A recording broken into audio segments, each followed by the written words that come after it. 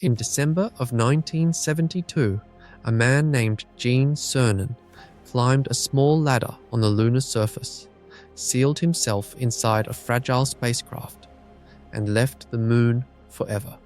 That was over 50 years ago. Since then, humanity has mapped the entire human genome, built machines that think, landed robots on Mars and comets, and constructed a space station where people have lived continuously for more than 2 decades. Yet, not a single human being has touched lunar soil since Cernan departed. The simple explanation is that we moved on, found other priorities, lost interest in grey rocks and old dreams. The real explanation is far more unsettling, far more fascinating, and far more critical to understand, because buried inside this half-century of silence is a truth about how civilizations actually function when they attempt the impossible. A truth about what we build, what we abandon, and what disappears forever when no one is paying attention.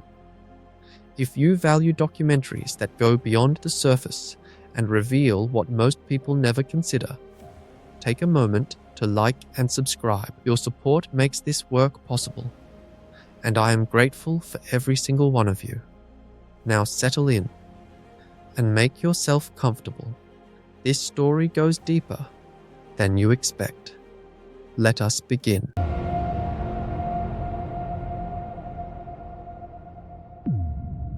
There is a sentence that floats through our world like a ghost. You have heard it at dinner tables. You have read it in comment sections.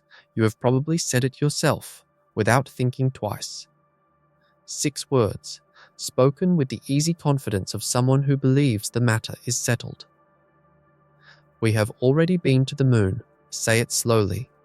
Listen to what hides between the words. Already. Past tense. Finished. Checked off the list. The sentence treats the moon the way you might treat a city you visited on holiday 10 years ago. Been there. Seen the sights. Could book a flight tomorrow if you wanted. It sounds so simple, so reasonable. And it is, on its thinnest surface, technically correct. Between July of 1969 and December of 1972, 12 human beings stepped onto the lunar surface across 6 successful landing missions. They planted flags in soil that had never been touched by anything alive. They collected 842 pounds of rock and dust, grey and ancient beyond imagination.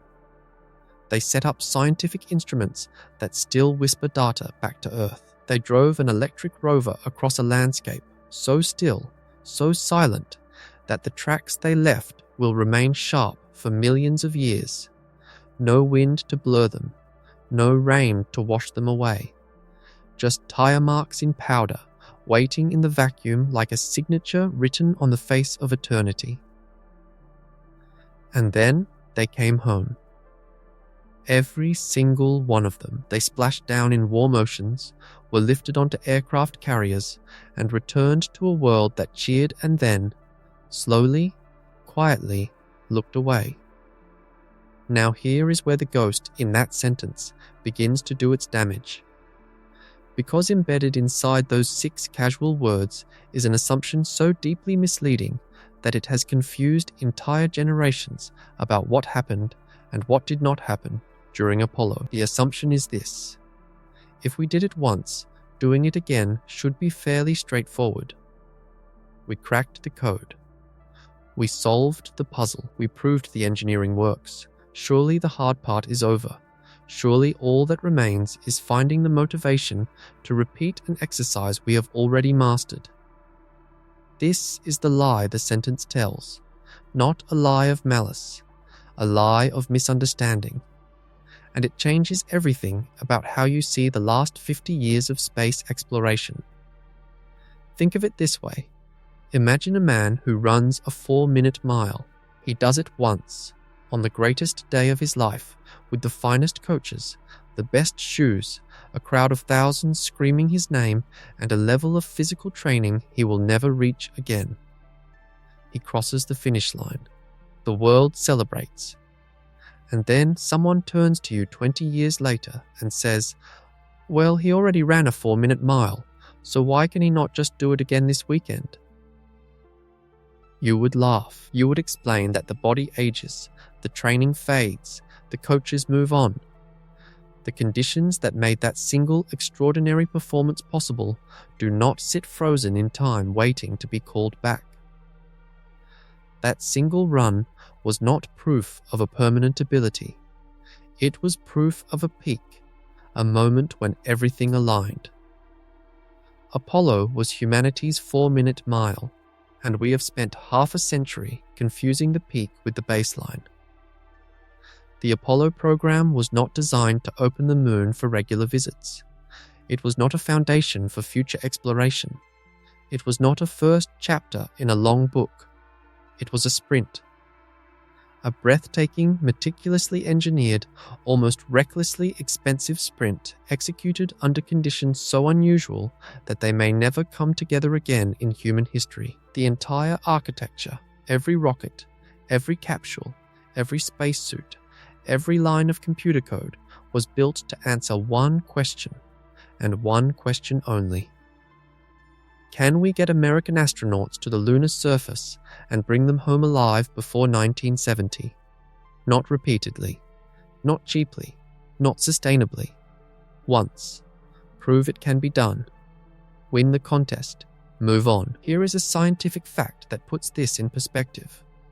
The total time all 12 moonwalkers spent on the lunar surface across every Apollo mission combined adds up to less than 13 days. 13 days on a world that took 3 years and roughly 200 billion inflation adjusted dollars to reach. The longest single stay was Apollo 17, where the crew spent about 75 hours on the surface. 3 days. That is shorter than a long weekend. And here is something stranger, something most people never consider. Some researchers have pointed out that the Apollo missions were so brief and so few that we may actually know less about the moon's surface environment than we think. The 12 landing sites were all near the lunar equator, in relatively flat terrain chosen for safety rather than science. Vast regions of the moon, the poles, the far side, the highland interiors, have never been visited by human hands. There are scientists who argue that our sample collection, impressive as it was, represents such a tiny slice of lunar geology that drawing broad conclusions from it is like studying Earth by collecting rocks from a single parking lot in Nevada. And there is a genuine open debate in the scientific community about what those Apollo samples actually tell us regarding the moon's origin. The leading theory, called the giant impact hypothesis, says the moon was born when a Mars-sized body slammed into the early Earth and the debris coalesced into our companion world. But recent isotopic analysis of Apollo rocks has revealed that the Earth and Moon are almost too similar in composition.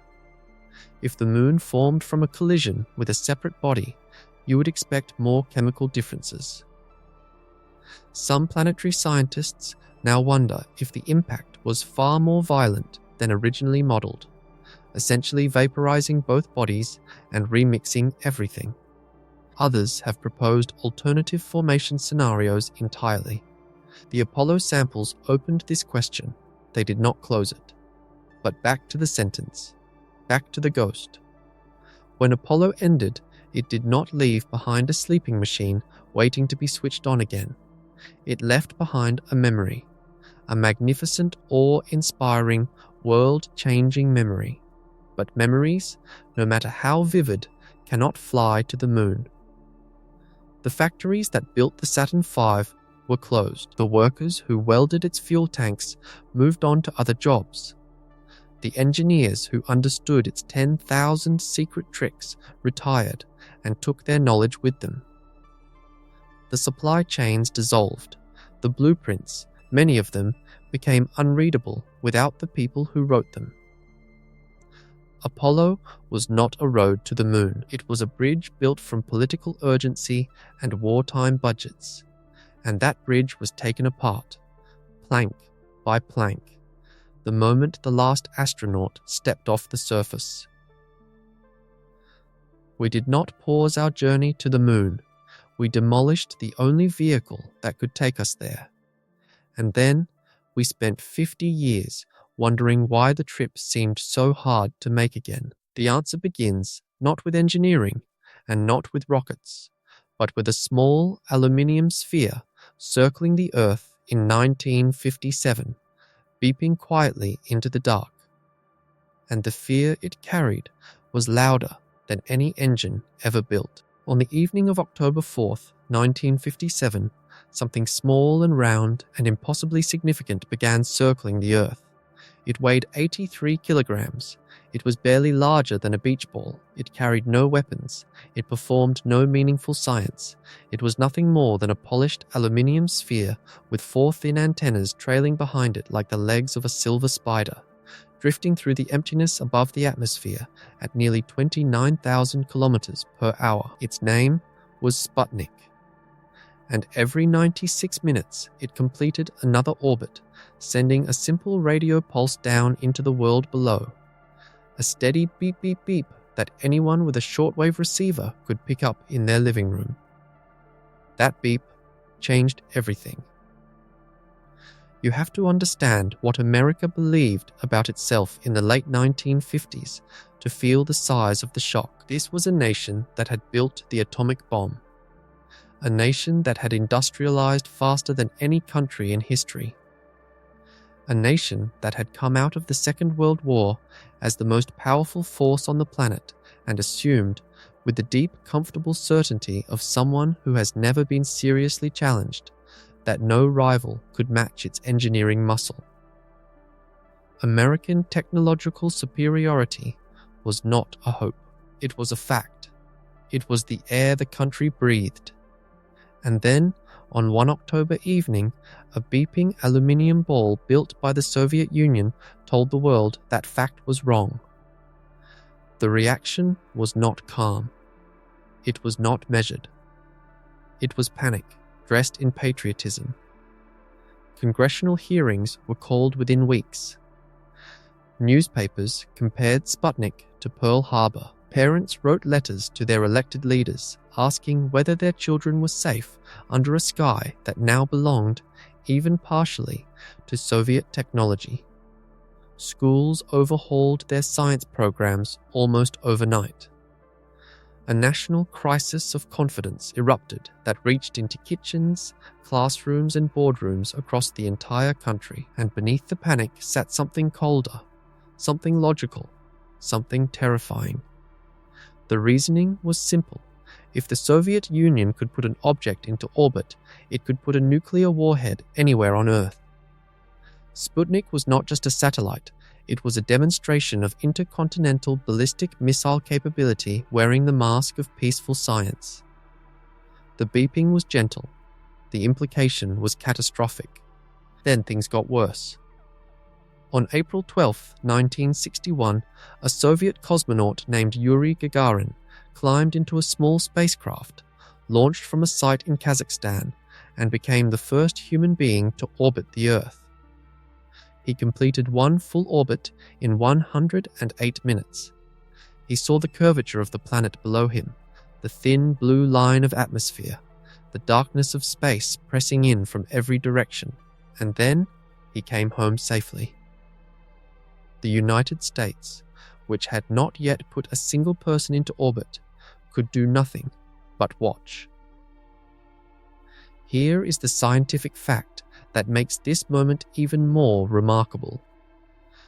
Gagarin's spacecraft, Vostok 1, had no capability for the cosmonaut to control the landing manually during re-entry. Soviet engineers were so uncertain about how a human being would function in weightlessness, whether the mind would work, whether the hands would obey, that they locked the manual controls behind a sealed envelope containing a code. Gagarin was essentially a passenger inside a machine that decided its own fate. He trusted his life to automated systems built with 1960s technology, systems with less computing power than a modern wristwatch. The courage required to sit inside that capsule and let it carry you through a wall of fire back to Earth is almost beyond imagination. And here is something stranger, a detail that floats at the edge of official history. For decades, rumors persisted in the West that Gagarin was not actually the first Soviet cosmonaut launched into space, merely the first to survive and return.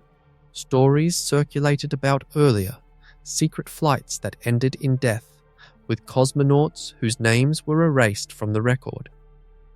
2 Italian radio operators, the Giudica Cordiglia brothers, claimed to have intercepted transmissions from doomed Soviet spacecraft before Gagarin's flight, including what they described as the sound of a human heartbeat fading into silence. Most historians have dismissed these claims as Cold War myth-making, pointing to the lack of corroborating evidence and the technical implausibility of some of the intercepted signals. But the stories have never been fully put to rest. The Soviet space program operated under such intense secrecy that the absence of evidence is not quite the same as evidence of absence. We may never know with complete certainty what happened in those earliest days above the atmosphere. What is not in dispute is what Gagarin's flight did to the political landscape of the world. Across Asia, Africa, and Latin America, nations were choosing sides in the Cold War. Every Soviet milestone in space was a propaganda victory that echoed through capitals and villages alike. The message was devastating in its simplicity. Communism works. The Soviet system produces results. The future belongs to Moscow. For a generation of newly independent nations deciding which superpower to align with, a man orbiting the Earth was more persuasive than any diplomat or any treaty. This was the world, not a world of scientific curiosity, but a world of geopolitical terror, in which President John F. Kennedy stood before Congress on May 25, 1961, and declared that America would land a man on the moon and return him safely to Earth before the decade was out. Those words are remembered today as one of the great inspirational moments in political history. What is remembered less often is why they were spoken. Kennedy was not primarily interested in the moon. His private letters, his recorded conversations, his meetings with advisors reveal a leader who saw the lunar program as a tool. He understood prestige. He understood leverage. He understood that the United States was losing a contest for the loyalty of the world, and he needed a stage so large, so dramatic, so visible to every nation on Earth that winning on it would settle the question of who owned the future. The moon was that stage. Nothing else available, no military program, no economic policy, no diplomatic gesture could produce a single undeniable demonstration of technological power that every human being on the planet could witness with their own eyes. And here is the open question that historians still debate. Would Kennedy have continued the program? If he had lived, there is evidence suggesting he was already having doubts about the cost. In September of 1963, just 2 months before his assassination, Kennedy proposed to the United Nations that the United States and the Soviet Union go to the moon together as a joint mission. Was this genuine? Was it a diplomatic maneuver designed to share costs? Was it a test of Soviet intentions? Scholars disagree. Some argue Kennedy would have scaled back Apollo if the Cold War had thawed. Others insist the competitive momentum was already unstoppable. We will never know. A bullet in Dallas removed the answer from history. What we do know is this. Apollo was not born from wonder. It was born from fear. Fear of Soviet dominance. Fear of ideological defeat. Fear that the arc of the Cold War was bending away from the West and toward a future that the United States could not control. The urgency was real. The terror was real. And that terror translated directly into something that had never existed before and has never existed since. Resources on a scale that made the impossible merely very, very difficult. What those resources built and what that fear demanded was nothing less than the most extraordinary machine in human history. A machine so ambitious, so powerful, so expensive, that it could only exist in a world afraid enough to pay for it. The fear found its shape in metal and fire. At its peak in 1966, NASA consumed approximately 4.5% of the entire United States federal budget. Let that number settle into your mind like a stone dropping into still water. 4.5 cents of every single dollar the federal government spent went to the space agency. Adjusted for inflation, that represents roughly $150 billion per year. For comparison, NASA's entire annual budget today is approximately $25 billion, less than half of 1% of federal spending. The Apollo-era agency received roughly 6 times more money in real terms than the modern one, and that money arrived with a speed and political agreement that would be completely unrecognizable in today's world.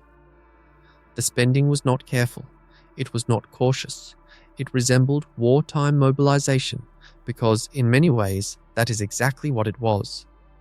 At the program's height, more than 400,000 people worked on Apollo across roughly 20,000 companies, universities, and government facilities scattered across every state in the nation. Engineers at Grumman on Long Island built the Lunar module.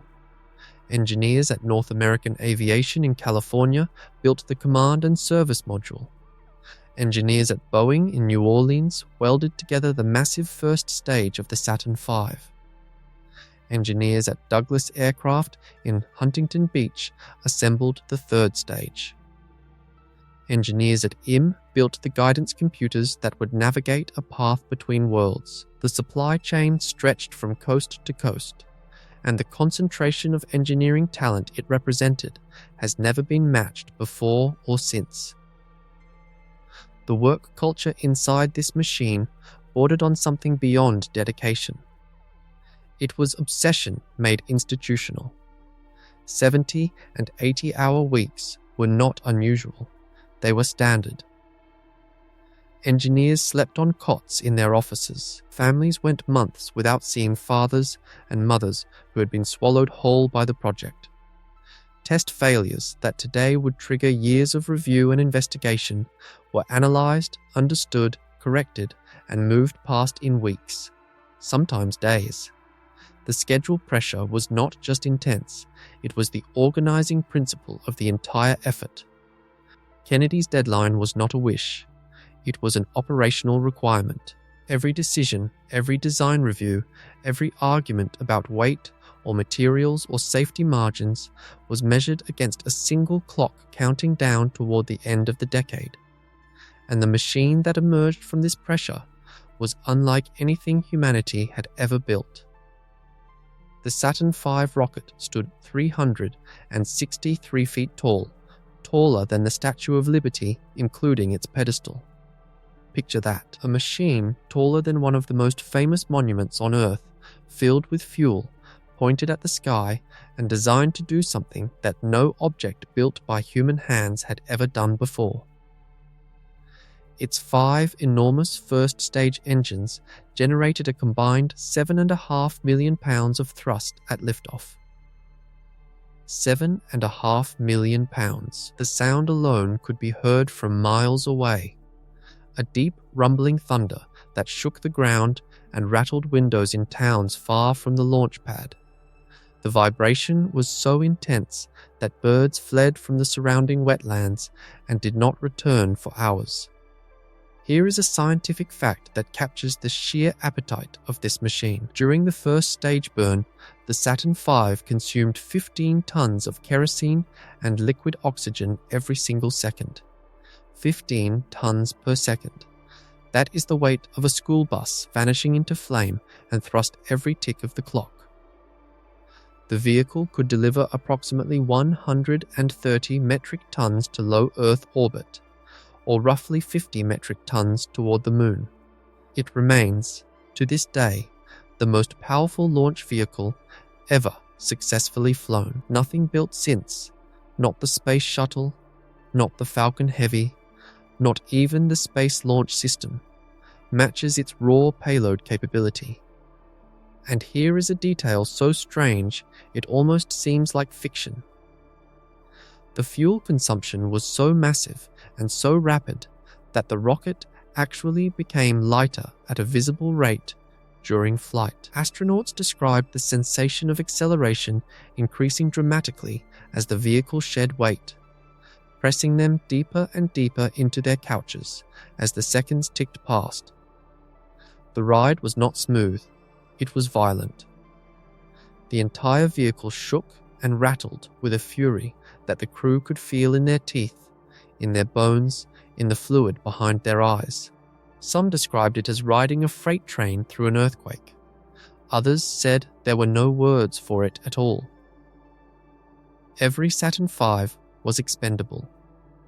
This is a detail that sounds unremarkable until you understand what it actually means. The entire rocket, from the massive first stage with its 5 cathedral-sized engines to the delicate instrument unit perched on top, was used once and thrown away.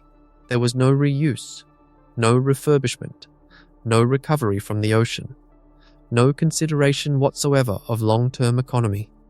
Each launch consumed a vehicle that cost approximately $1.5 billion in today's money. The program burned through 13 Saturn V's across the Apollo missions, plus additional vehicles for uncrewed tests and Skylab. Each one was a masterwork of engineering built to fly a single time, do its job, and then fall into the ocean or crash into the lunar surface. There is an open debate among space historians about whether the Saturn V was over-engineered for its purpose or perfectly matched to the political constraints that created it. Some argue that a more modest vehicle could have accomplished the lunar mission at lower cost, using orbital assembly and multiple smaller launches instead of a single massive rocket. Others counter that the political timeline made such approaches impossible.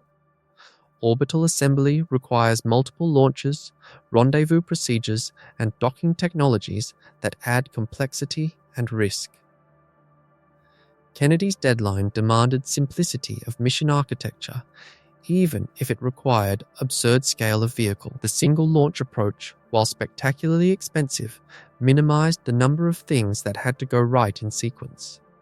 Whether a different path could have worked remains one of the great what-ifs of space history.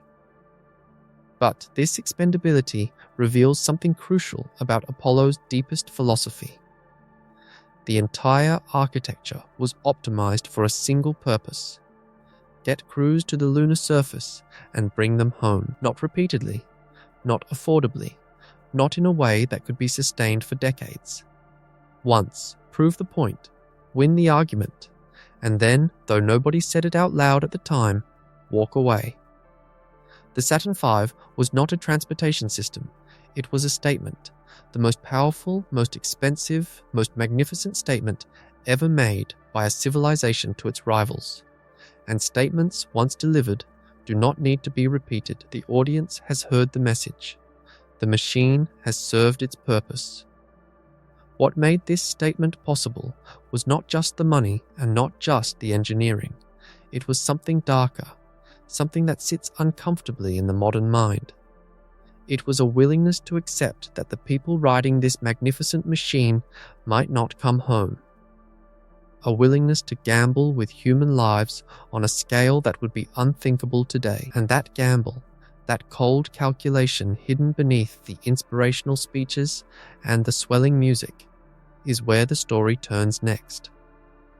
Into the thin walls of a spacecraft with no backup plan, and a presidential speech written for the dead. Imagine climbing into a machine built to carry you across 240,000 miles of emptiness, knowing that one of the most critical systems keeping you alive has no backup, no second chance, no alternative. If it works, you live. If it does not, you die on the surface of another world, and no one can come to save you. This was not a nightmare. This was the job description. The lunar module, that strange angular spacecraft that carried 2 astronauts from lunar orbit down to the surface and back, was an engineering miracle wrapped in fragility. It stood approximately 6.5 meters tall with its landing gear deployed. It weighed roughly 15 metric tons fully fueled, and its cabin walls, the thin shell separating 2 human beings from the absolute vacuum of space, measured barely 1/3 of a millimeter thick in some sections. 1/3 of a millimeter. That is thinner than a few sheets of aluminium foil pressed together. During assembly, engineers had to be extraordinarily careful. Pressing too hard with a tool could puncture the pressure vessel. The thing that kept the astronauts breathing was so thin that a careless elbow could have killed them. This was not poor engineering. It was the opposite. It was engineering pushed to its absolute razor edge by the brutal mathematics of weight. Every single gram mattered. Every additional ounce of cabin wall thickness meant 1 less ounce of fuel, or 1 less ounce of oxygen, or 1 less scientific instrument. The lunar module was stripped down to the barest skeleton of what a spacecraft needed to be. Nothing extra. Nothing comfortable. Nothing redundant. Just enough to work, and not a molecule more. The descent stage contained the engine and landing gear that brought the crew down to the surface. The ascent stage, sitting on top, contained the tiny crew cabin and a single engine that would launch them back up to lunar orbit where the command module waited. That ascent engine, the one that absolutely had to fire perfectly to get the crew off the moon, had no backup. There was no second engine. No alternative propulsion system. No emergency plan that involved any kind of rescue vehicle swooping down to save them. If the ascent engine failed to ignite, the 2 astronauts on the surface would die. Slowly. Quietly, completely alone on a world 3 days from home, with the whole Earth watching. And the people in charge knew this. They planned for it. Here is a fact that sits in the stomach like a cold stone. President Richard Nixon had a speech prepared for exactly this situation during the Apollo 11 mission. His speechwriter, William Safire, drafted remarks titled, "In Event of Moon Disaster." The opening words were these: "Fate has ordained that the men who went to the moon to explore in peace will stay on the moon to rest in peace." The speech was not a formality. It was not written to satisfy some obscure bureaucratic requirement. It was a genuine contingency for an outcome that mission planners considered genuinely possible. If Neil Armstrong and Buzz Aldrin had been stranded on the lunar surface, the president would have read those words to the nation. Then Mission Control would have cut communication with the astronauts. And then a clergyman would have committed their souls to the deep, using the same words spoken at burial at sea. The 2 men would have been left to run out of oxygen in silence, while the world mourned below. The risk tolerance embedded in the Apollo program is almost impossible to understand from where we stand today. Internal NASA analyses from that era suggest that the probability of losing a crew on any individual mission ranged from approximately 1 in 20 to 1 in 10, depending on the mission phase and the specific flight. Some credible analyses placed the risk for early missions even higher. Across the full program, the cumulative probability that at least 1 crew would be lost was considered substantial. Not unlikely. Not a remote possibility to be dismissed. Substantial. The astronauts understood these numbers intimately. They were test pilots, Men whose entire professional lives involved strapping into experimental aircraft with real chances of killing them on any given Tuesday. They accepted the risks not because they were reckless, but because risk acceptance was inseparable from who they were and what they did. Many of them later described their relationship with danger in terms that, by modern psychological standards, would raise immediate concerns during any crew selection process. They were not unaware of death. They had simply made a private arrangement with it, and here is something that rarely gets discussed, a question that remains genuinely open among historians of the space program. How much did the astronauts' families truly understand about the odds? The wives, the children, the parents watching from living rooms in Houston while their husbands and fathers sat on top of 7.5 million pounds of thrust. Some astronaut wives later described being given sanitized briefings that downplayed the risks. Others said they understood perfectly and lived in a state of quiet, controlled terror that lasted for the entire duration of each mission. The full emotional cost of Apollo, measured not in dollars, but in the private suffering of families who knew the odds, has never been fully calculated, and probably never can be. The broader society accepted these risks too, or at least tolerated them, because the stakes of the Cold War demanded tolerance. The potential cost of losing the space race, of surrendering global technological leadership to the Soviet Union, was perceived as greater than the potential cost of losing astronauts. This calculation was never spoken so bluntly in public speeches. No politician stood at a podium and said, "We are willing to let these men die because the alternative is worse." But that logic operated beneath the surface of every budget decision, every schedule acceleration, every design choice that favored performance over safety margin. This is a crucial point that separates Apollo from everything that has come after it. The program operated in a political environment where failure to achieve the goal was considered more dangerous than failure of the mission itself. That inversion, where the political cost of not trying exceeded the political cost of losing a crew, created conditions under which extraordinary risks could be accepted and extraordinary budgets could be justified. Consider how completely the world has shifted since then.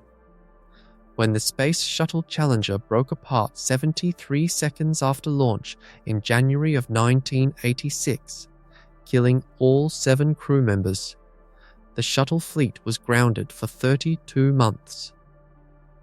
A presidential commission investigated. Designs were changed.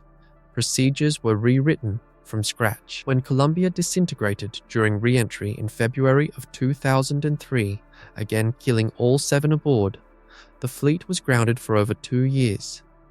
The investigation examined not just the technical failure, but the entire organizational culture that allowed known risks to be normalized. The shuttle program never fully recovered. It was retired 8 years later. These responses were right. They reflected a mature understanding that human lives should not be spent casually. But they also reveal why the Apollo pace is structurally impossible today. A single crew loss in a modern deep space program would not merely delay the effort. It would likely halt human exploration beyond low Earth orbit for a generation. Congressional investigations would stretch across years. Public confidence would collapse. The institutional caution that would follow would make ambitious missions unfundable for decades. Apollo danced without a net because the world was too afraid to wait for one to be built. That fear created a window where the impossible became merely difficult. But the window was already closing the moment Armstrong's boot touched the surface. The race was won. The fear began to fade, and without fear, the net became mandatory.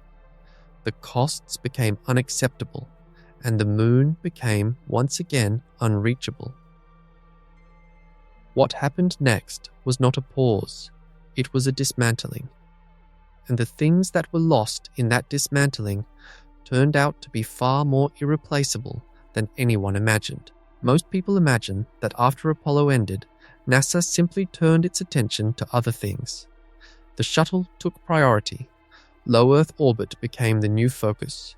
The moon was placed on hold, not abandoned, just paused, waiting quietly like a classic car under a tarp in a garage, ready for someone to turn the key whenever the mood struck.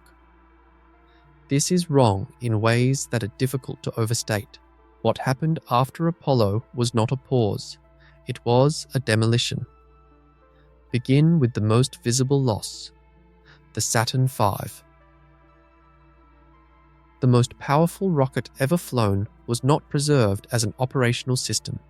It was not mothballed in a hangar, maintained by a small crew waiting for reactivation when the political winds changed direction. The production lines were shut down. The specialized tooling, the jigs, the welding fixtures, the calibration rigs, the custom forming dies, all of it was disassembled. Much of it was scrapped. The factories that manufactured the massive F1 engines, those masterworks of precision plumbing that channeled liquid oxygen and kerosene through thousands of individual injector openings to produce 1.5 million pounds of thrust each, were retooled for entirely different purposes, or closed altogether. The contractors who built the major pieces of the Saturn V received no orders to continue. North American Rockwell, which built the second stage, moved on to defense contracts. Douglas Aircraft, which built the third stage, was absorbed into McDonnell Douglas and eventually into Boeing. The Michoud Assembly Facility in New Orleans, where the enormous first-stage fuel tanks were welded together inside a building so vast it generates its own weather patterns, was repurposed to build Space Shuttle external tanks. The building still stood. The welders were gone. The knowledge was gone. The purpose was gone. 3 unused Saturn V rockets survived. One lies on its side at the Kennedy Space Center in Florida. Another is displayed at the Johnson Space Center in Houston. A third stands at the United States Space and Rocket Center in Huntsville, Alabama. They are magnificent objects. Visitors stand beneath them and feel the scale of what was once possible. But magnificent objects is precisely what they are. Museum exhibits. Artifacts. You cannot fuel a museum piece. You cannot launch a display. And even if you could, a single rocket is not a space program. A space program is a living system of factories, supply chains, engineering teams, test facilities, launch pads, and human knowledge functioning together as one integrated whole. Those rockets in those museums are organs removed from a body that no longer exists. But the loss of the Saturn V, dramatic as it is, represents only the most visible layer of something much deeper. The true devastation was not the loss of hardware. It was the loss of the people who created the hardware. At its peak, the Apollo workforce included 250,000 engineers and technicians, supported by an even larger network of manufacturing and logistics workers. These were not interchangeable laborers performing simple tasks. They were specialists of extraordinary skill. Welders who understood the specific behavior of aluminium-copper alloys used in fuel tanks at temperatures of -250 degrees Fahrenheit. Machinists who could hold tolerances of 10,000ths of an inch on turbopump components, spinning at 6,000 revolutions per minute. Electrical engineers who designed wiring harnesses containing miles of cable that had to function flawlessly through the vibration and shock and extreme temperatures of launch.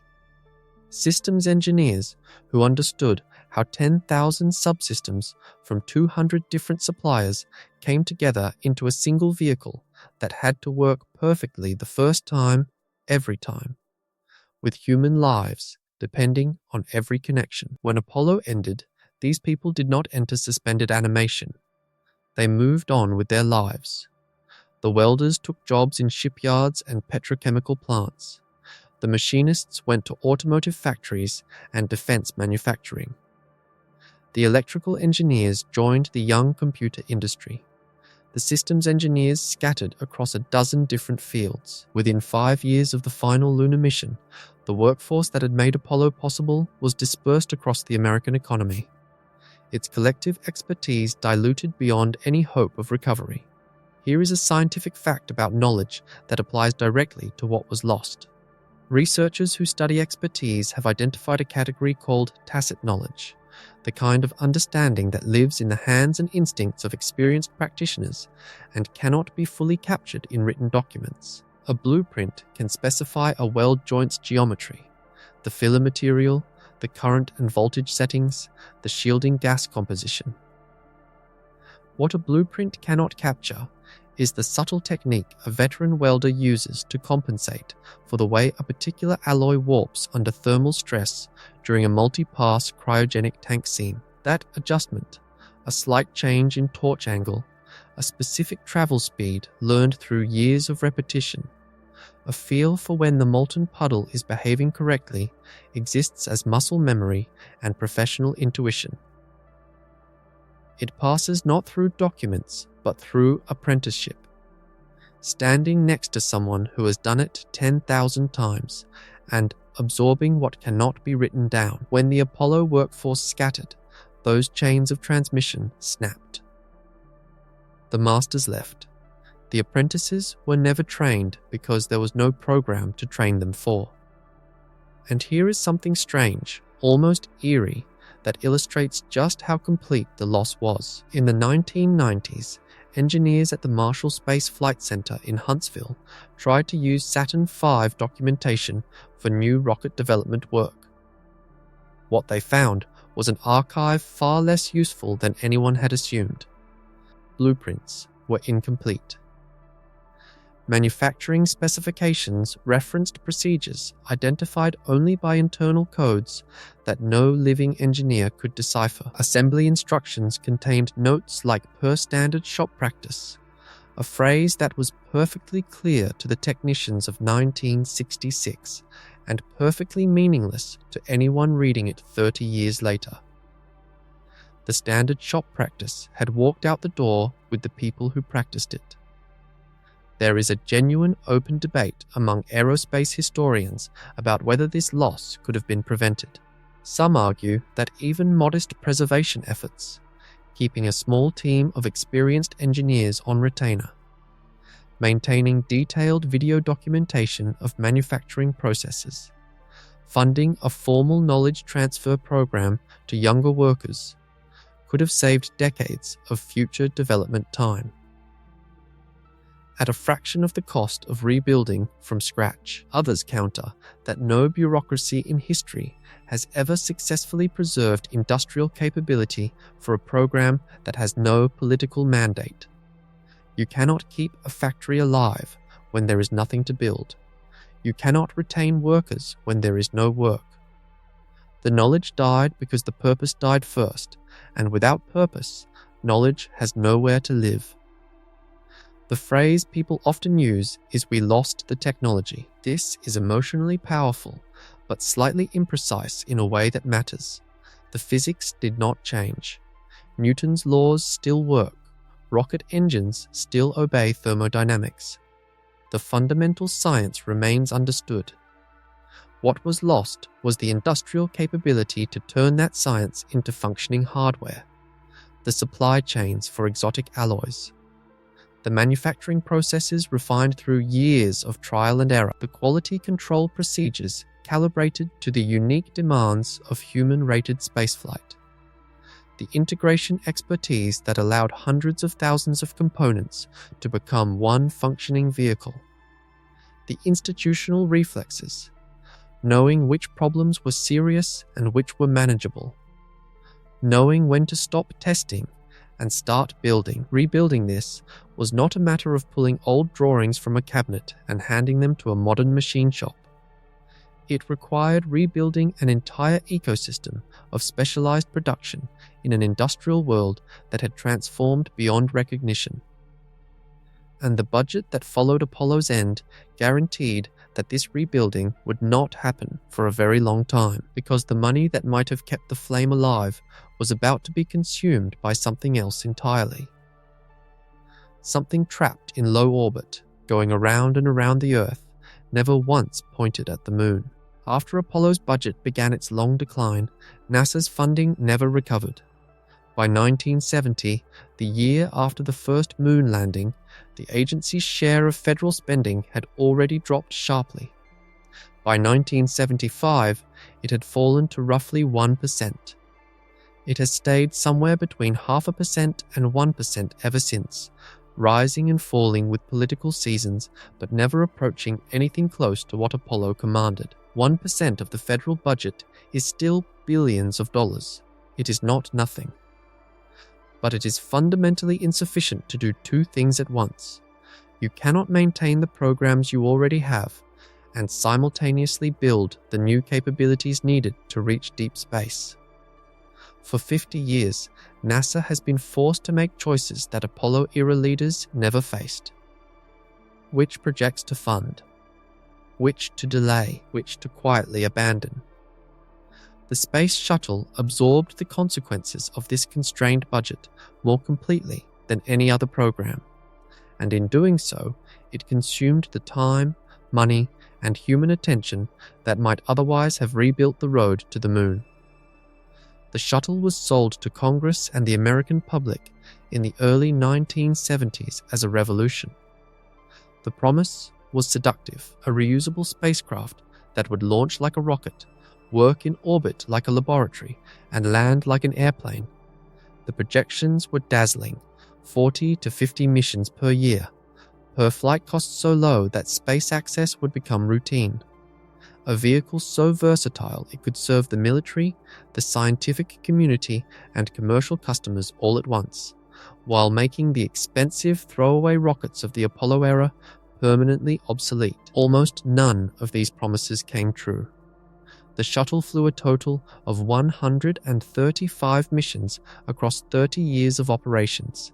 That is an average of roughly 4.5 flights per year. Not 50. Each mission cost approximately $1.5 billion when all operational and infrastructure expenses were included. The turnaround time between flights stretched to months, not the weeks that had been projected. The vehicle required an army of technicians to inspect, refurbish, and recertify between every single flight. Reusability, which was supposed to drive costs down, actually drove them up, because keeping a vehicle safe after repeated exposure to the extreme stresses of launch and re-entry demanded maintenance so intensive and so expensive that the economics never worked as planned. Here is a scientific fact that puts the shuttle's limitation in perspective. The shuttle's maximum operational altitude was approximately 600 kilometers above Earth. The Moon is 384,000 kilometers away. The shuttle could no more reach the Moon than a fishing boat could cross the Pacific Ocean. It was designed for a small pond, and it spent 30 years circling that pond while the ocean remained untouched. The shuttle was not a bad spacecraft. It deserves to be said clearly. It was a genuinely remarkable piece of engineering in many respects. It could carry payloads of up to roughly 23 metric tons to low Earth orbit. It supported crews of up to 7 astronauts. It enabled the construction of the International Space Station by delivering modules and components that no other vehicle of the era could have carried. It deployed the Hubble Space Telescope, then returned years later to repair and upgrade it, extending the life of one of the most important scientific instruments ever built. It conducted hundreds of experiments across fields ranging from materials science to human physiology. But the shuttle had a ceiling, and that ceiling was low Earth orbit. For 3 full decades, this orbital vehicle consumed the overwhelming majority of NASA's human spaceflight budget. Its workforce, its facilities, its engineering talent. its management attention, its political capital. Everything that the agency had to give was poured into operating and maintaining a system that could never leave the neighborhood of Earth. And here is something that often gets overlooked in popular accounts, a strange irony that borders on the absurd. During those same 30 years, the shuttle program spent roughly $200 billion in inflation-adjusted terms. That sum is comparable to the entire cost of the Apollo program. Except, Apollo produced a capability to reach the moon, while the shuttle produced a capability to reach an altitude 1,000th of the way there. The same money. 1,000th of the distance. The comparison is not entirely fair, because the shuttle accomplished things Apollo never attempted. But the resource allocation tells a story that cannot be ignored.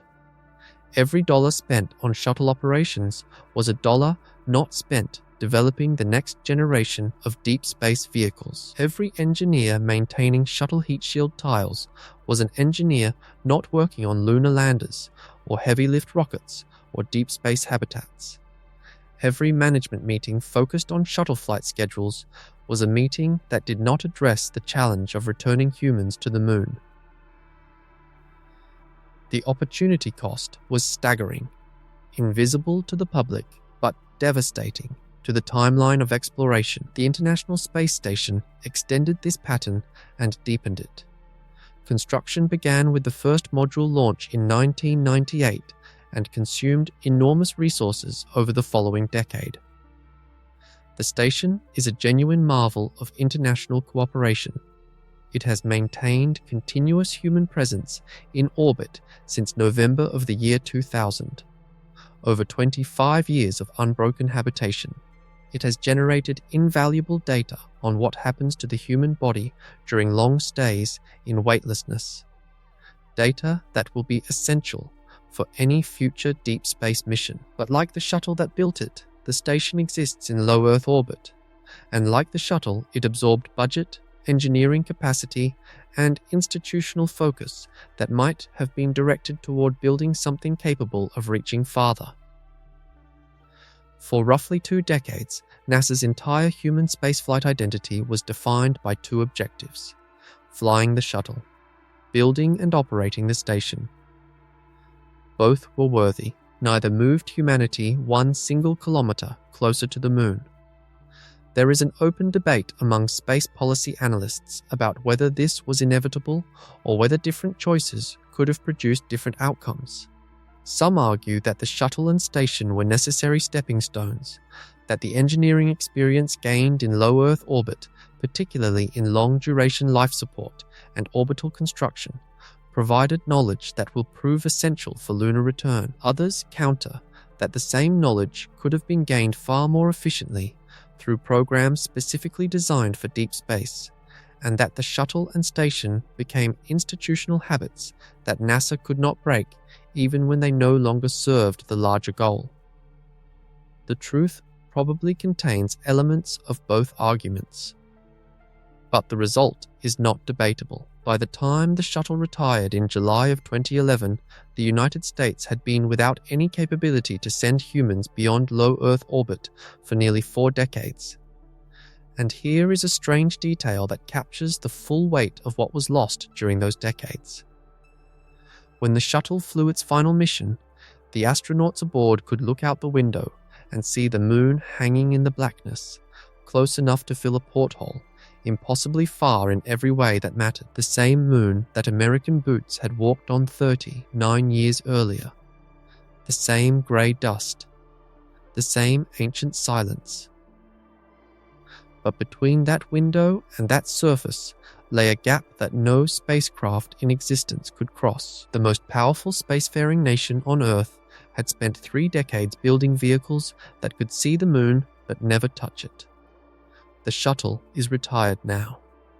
The station continues its slow orbit, aging but still working, still teaching us things we need to know.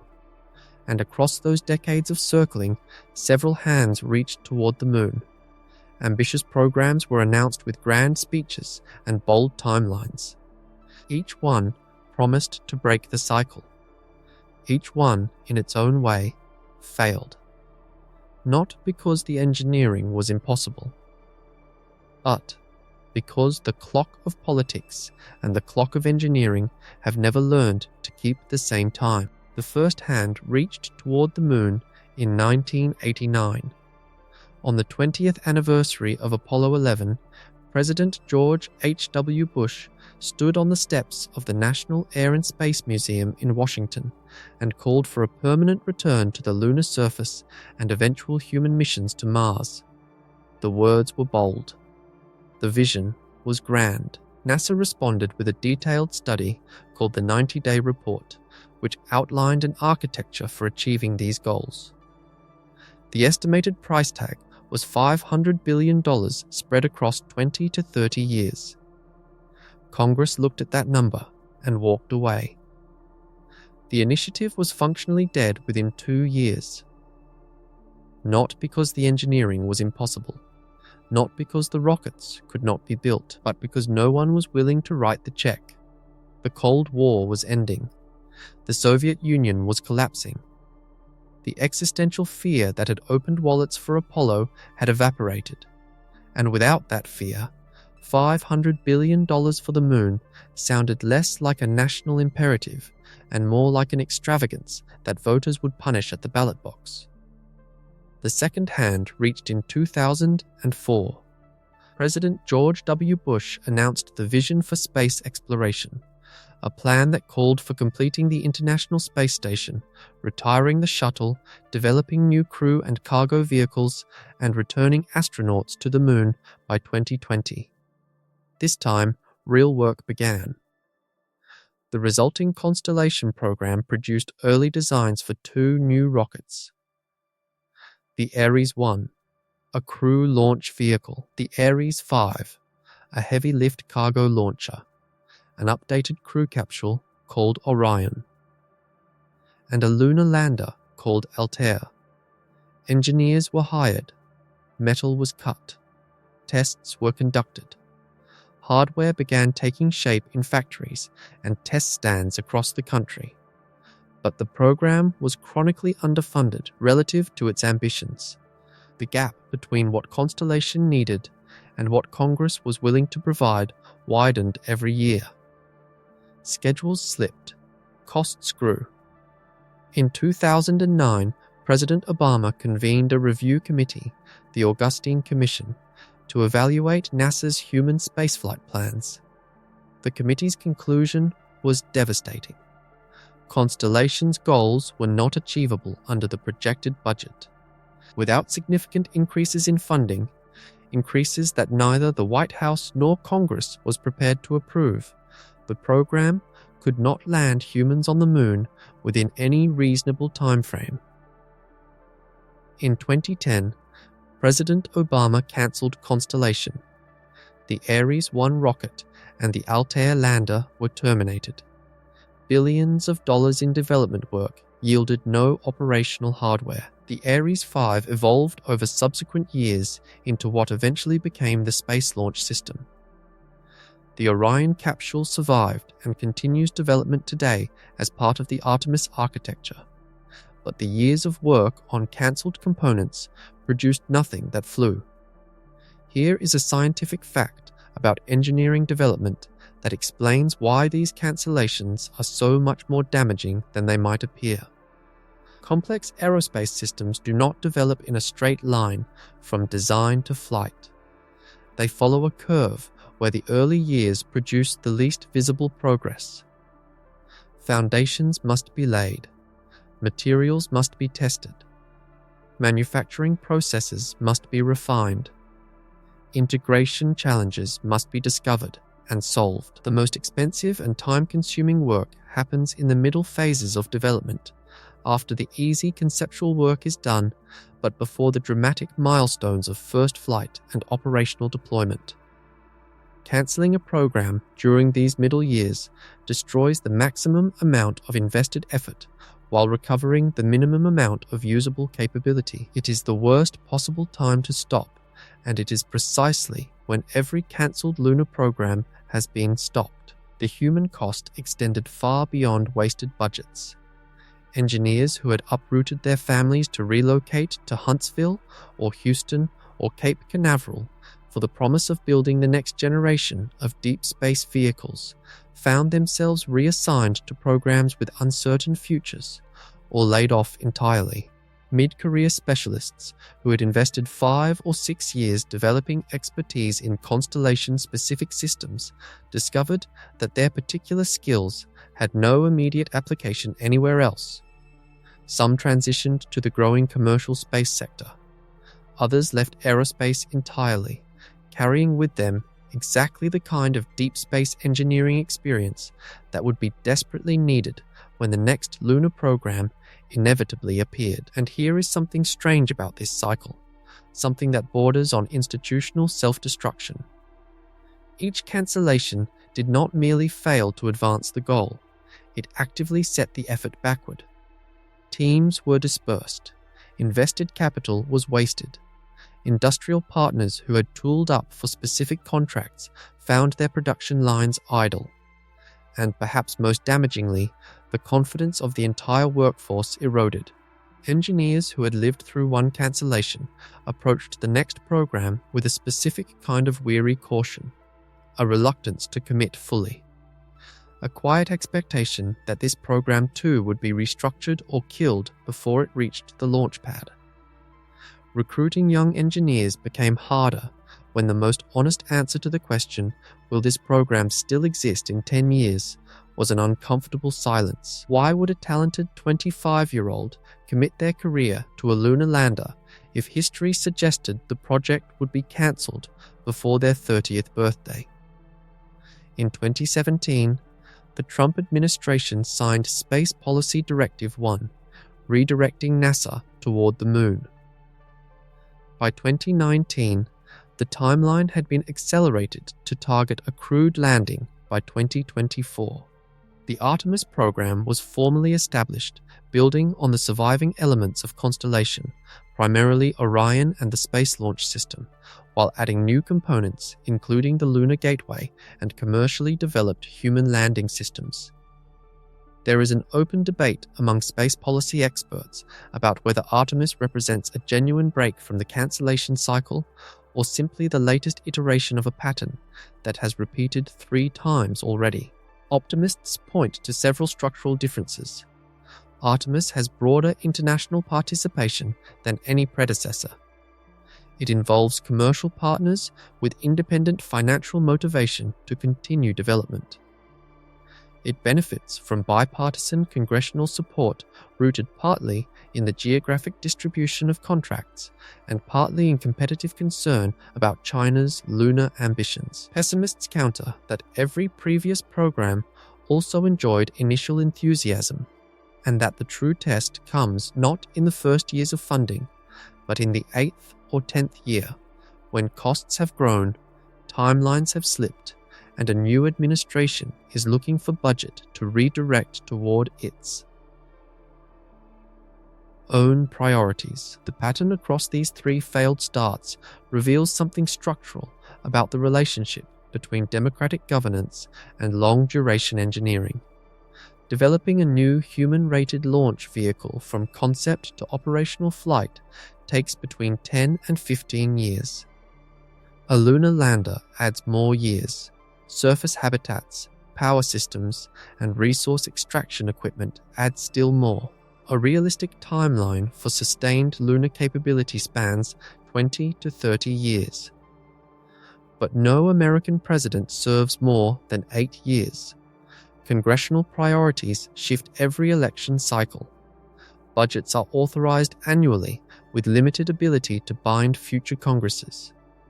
A program that needs 25 years of steady investment must survive at least 3 changes in presidential administration. It must hold support through 6 or 7 congressional election cycles. It must weather recessions, competing priorities, technical setbacks, and the inevitable political temptation to redirect funds toward more immediately visible achievements. No post-Apollo lunar program has survived this gauntlet. The engineering was never the problem. The engineering was always ready. What was never ready was the political system's ability to hold a single course long enough for the engineering to finish its work. The clocks simply do not match. The clock of rocketry counts in decades. The clock of democracy counts in election cycles. And every time those two clocks fall out of sync, another program dies. Another generation of engineers watches their work archived instead of flown. And the moon remains exactly as far away as it was the day before the announcement was made. But even if the political stars finally aligned, even if the money held steady and the programs survived, there remains a truth that most people find deeply counterintuitive. Going back to the moon today is not easier than it was in 1969. In many critical ways, it is harder. Not because we have lost capability, though we have, but because what we are trying to do on the moon has changed so completely that it might as well be a different mission to a different world. There is a deeply intuitive belief that shapes how most people think about returning to the moon. The belief goes something like this: if we could do it 50 years ago with primitive computers and slide rules and technology that now seems laughably outdated, surely we can do it faster and cheaper today. We carry phones in our pockets with more computing power than every machine used in the entire Apollo program combined. We have materials that the 1960s could not have imagined. We have manufacturing precision, simulation software, and communication systems that would have seemed like magic to the engineers who built the Saturn V. Surely all of this makes the job easier. This reasoning feels airtight. It is also completely wrong. Not because the technological advantages are imaginary, they are real and they matter, but because they are being applied to a fundamentally different problem. The mission Apollo was designed to accomplish, and the mission modern lunar programs must accomplish, share a destination. They share almost nothing else.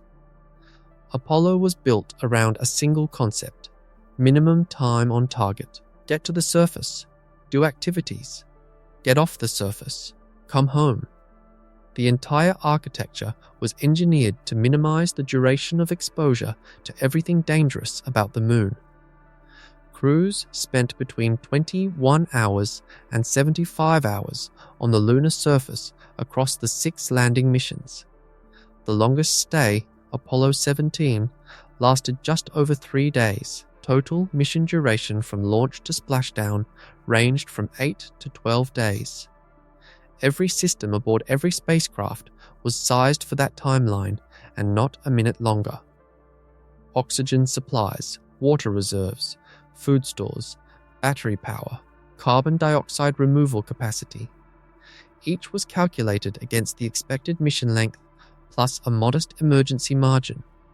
There was no extra. There was no capability to extend the stay if something interesting was discovered or if a problem required waiting out. This was not careless design. It was ruthless optimization. Every kilogram of additional supplies meant a kilogram less of something else. Scientific instruments. Fuel reserves. Structural strength. The lunar module was stripped to its absolute minimum because the mission demanded minimum and rewarded nothing beyond it. Modern lunar programs cannot work this way. The objectives have fundamentally changed. Artemis and its international partners are not designing brief visits to plant flags and collect rocks. They are designing for sustained human presence. Missions lasting weeks at first. Then months, eventually permanent habitation with rotating crews.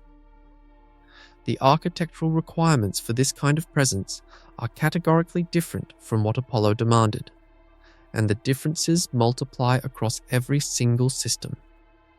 Consider life support. Apollo used what engineers call open-loop systems. Oxygen was stored in tanks and released as needed. Carbon dioxide was removed by passing air through lithium hydroxide canisters, chemical sponges that absorbed the gas through a one-way reaction. Once a canister was full, it was thrown away and replaced. Water came from the fuel cells that produced electricity.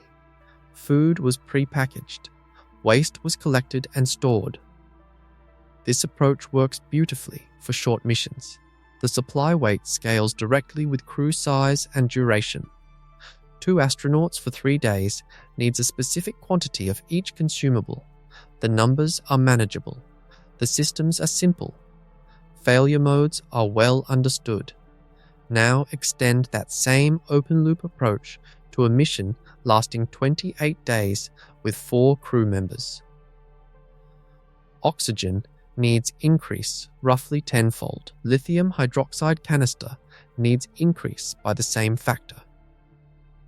Water consumption for drinking, cooking, equipment cooling, and basic hygiene scales proportionally. Food mass increases.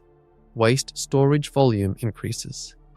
The total consumable weight for a 4-week surface mission using Apollo-style systems would exceed the entire payload capacity of the lunar module by a wide margin. You simply cannot carry enough supplies to sustain a crew for a month using systems designed for a 3-day camping trip. The solution is closed-loop life support, systems that recycle air and water instead of consuming and discarding them. The International Space Station has operated such systems for over 2 decades. They work. The station's water recovery system processes humidity, condensate, and urine into drinkable water with roughly 98% efficiency. The oxygen generation system splits water molecules to produce breathable air. The carbon dioxide removal system uses beds that can be regenerated thousands of times instead of disposable canisters. Here is a scientific fact that shows the scale of this engineering challenge. The water recovery system on the station is a sophisticated piece of chemical machinery involving distillation, filtration, catalytic oxidation, and ion exchange processes. It requires regular maintenance. Filters must be replaced. Catalytic beds degrade over time. Sensors malfunction. Pumps seize. These failures are manageable on the station because resupply vehicles can deliver spare parts within weeks, and crews can survive on stored reserves while repairs are made. On the lunar surface, the calculation changes dramatically. Resupply from Earth requires a dedicated launch, a 3-day transit, and a landing. The process takes weeks to months, not days. Spare parts must either be carried in advance, adding mass, or manufactured on site using capabilities that do not yet exist. A life support failure that would be a minor inconvenience on the station becomes a potential emergency on the Moon, and here is something that pushes the challenge even further, a detail that has no equivalent in low Earth orbit. Lunar gravity is roughly 1/6 of Earth's. Fluid systems that rely on gravity-driven separation, which includes many water recovery processes, must be completely redesigned for this reduced gravity environment. Equipment optimized for the station's microgravity or for Earth's full gravity may not function correctly in the Moon's middle ground. Every subsystem must be requalified for conditions that exist nowhere else. There is an open scientific and engineering debate about how far closed-loop life support can realistically be pushed. Perfect recycling is impossible. Some losses are unavoidable. Gases leak through seals. Water molecules split and recombine in ways that produce unusable byproducts. Biological processes generate waste that cannot be fully recovered. Current estimates suggest that even the best systems will require periodic resupply of certain consumables, particularly nitrogen and trace gases. The question of exactly how much external input a lunar outpost will need, and how often, remains genuinely unresolved. Different engineering teams working with different assumptions produce significantly different answers. Beyond life support, the lunar environment presents hazards that Apollo encountered briefly, but never had to manage over extended periods. Radiation, temperature extremes, the abrasive dust that coats everything it touches. Each of these becomes exponentially more dangerous as mission duration increases. Apollo astronauts were exposed to these hazards for hours. Future crews will be exposed for weeks or months. The difference is not just quantitative, it is qualitative. A 3-day sprint through hostile territory is a fundamentally different undertaking than building a home there. The most valuable resource for solving many of these challenges lies hidden in the coldest places on the Moon, places where sunlight has not touched the ground for billions of years, places where the temperature drops far below anything found naturally on Earth, places where ancient ice waits in permanent darkness, holding the key to everything from drinking water to rocket fuel. But reaching that ice and extracting it will require technology that has never been built and operations unlike anything humans have ever attempted. The lunar South Pole calls. And what it offers may change everything about how we explore not just the Moon, but the entire solar system beyond it. The Moon tilts on its axis by only 1.5 degrees.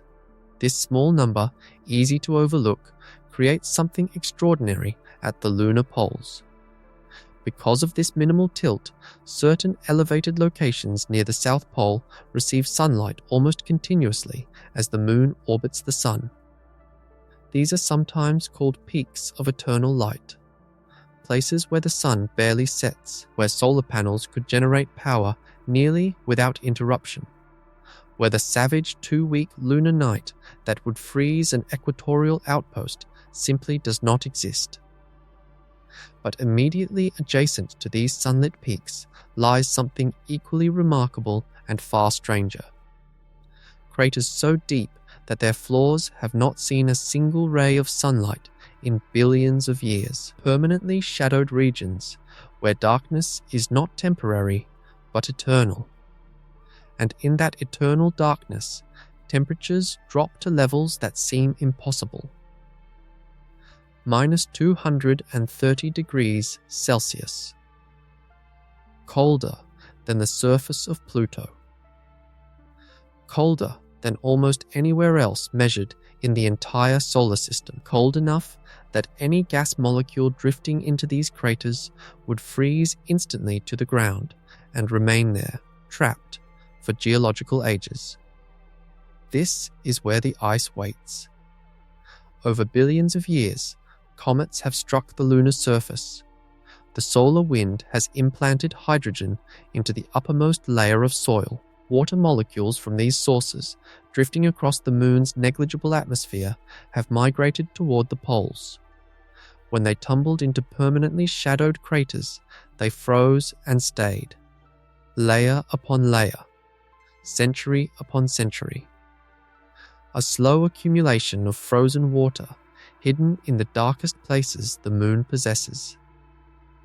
Here is a scientific fact that puts this discovery in perspective. Multiple spacecraft have now confirmed the presence of water ice at the lunar poles. India's Chandrayaan-1 mission detected signatures of water molecules in 2008. NASA's Lunar Reconnaissance Orbiter has mapped the distribution of ice deposits in permanently shadowed regions. The LCROSS mission in 2009 deliberately crashed a spent rocket stage into a polar crater and analyzed the resulting debris plume, confirming significant water content in the ejected material. The ice is real. It is there. The question is no longer whether it exists, but how much there is and how accessible it might be. Estimates of the total quantity vary widely. Some models suggest millions of metric tons distributed across the polar regions. Others are more conservative, pointing out that the ice may be mixed with soil in low concentrations rather than existing as pure sheets or chunks. The uncertainty is substantial, because no spacecraft has yet directly sampled the ice deposits or measured their depth and purity. Robotic precursor missions planned under NASA's Commercial Lunar Payload Services program aim to begin answering these questions. But for now, the exact nature of the resource remains partially unknown. What is not uncertain is the potential value. Water on the Moon is not merely useful for drinking, though it is that. Water can be split through electrolysis into hydrogen and oxygen. Oxygen is breathable. It keeps crews alive. Hydrogen and oxygen together make rocket propellant, the same propellant that powered the Space Shuttle main engines, the same basic chemistry that could refuel a spacecraft in lunar orbit rather than requiring every kilogram of fuel to be launched from Earth at enormous cost. This single capability, if it can be achieved, would transform the economics of everything beyond low Earth orbit. Launching mass from Earth to space costs thousands of dollars per kilogram. Launching mass from the lunar surface, where gravity is 1/6 as strong and there is no atmosphere to push through, costs a fraction of that. A moon that produces its own propellant is not just a destination, it becomes a supply depot, a refueling station, a stepping stone that makes Mars and the asteroid belt and the moons of Jupiter dramatically more accessible than they would be from a standing start on Earth. This is the vision that animates modern lunar exploration. Not footprints and flags, not a repeat of Apollo's brief visits, but infrastructure, permanent, productive infrastructure that generates resources and reduces the cost of everything that comes after. But achieving this vision requires doing something that has never been done: mining ice at -230 degrees Celsius. In permanent darkness. On another world. The engineering challenges cascade from that single fact. Mining equipment must operate in cold so extreme that most metals become brittle and most lubricants freeze solid. Electronics must function without any solar heating and with only the power they carry with them or receive wirelessly from nearby sources. Excavation systems must dig through regolith that may be bound together by ice in unpredictable ways with unknown mechanical properties. The excavated material must then be transported from the permanently shadowed crater to processing facilities located in sunlit areas, crossing a thermal boundary where temperatures swing by hundreds of degrees over short distances.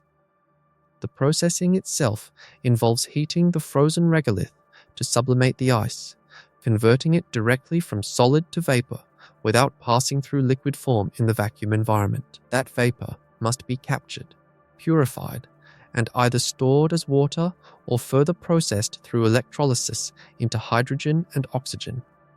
Storage of cryogenic hydrogen is notoriously difficult. The molecule is tiny. It leaks through materials that contain other gases perfectly. It must be kept extremely cold to remain liquid. These challenges are manageable on Earth with sophisticated infrastructure. On the Moon, every piece of that infrastructure must be launched from Earth or manufactured locally. Here is an open question that engineers are actively debating. How pure is the polar ice? Some models suggest it may be relatively clean water ice, straightforward to process. Others suggest it may be heavily contaminated with other volatile compounds, including ammonia, methane, and sulfur compounds, deposited by the same comets that delivered the water. Processing contaminated ice would require additional purification steps and would produce waste products that themselves must be handled safely. The answer affects the design of every extraction and processing system. And we will not know the answer with confidence until hardware actually reaches those dark crater floors and begins sampling. There is also a stranger possibility that some researchers have raised. The permanently shadowed craters may contain not just water ice, but other resources accumulated over billions of years of cosmic bombardment. Organic molecules, metals from asteroid impacts, compounds that could prove useful in ways we have not yet imagined. These regions are essentially cold traps that have been collecting material from space since the moon was young. What else might be waiting in that frozen darkness remains genuinely unknown. The decision to focus Artemis landings near the lunar South Pole is often presented as a scientific preference. The poles are interesting because they contain ice and offer unique research opportunities. This is true, but it understates the architectural necessity. For sustained human presence with current technology, the South Pole may be the only viable option.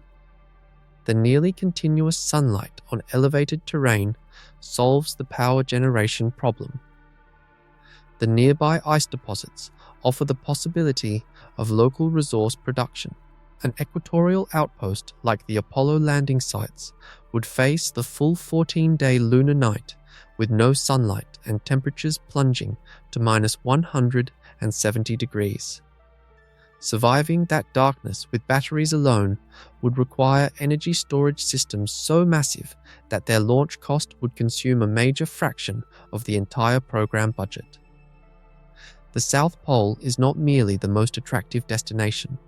Given what we can build today, it may be the only destination where permanent presence is physically possible.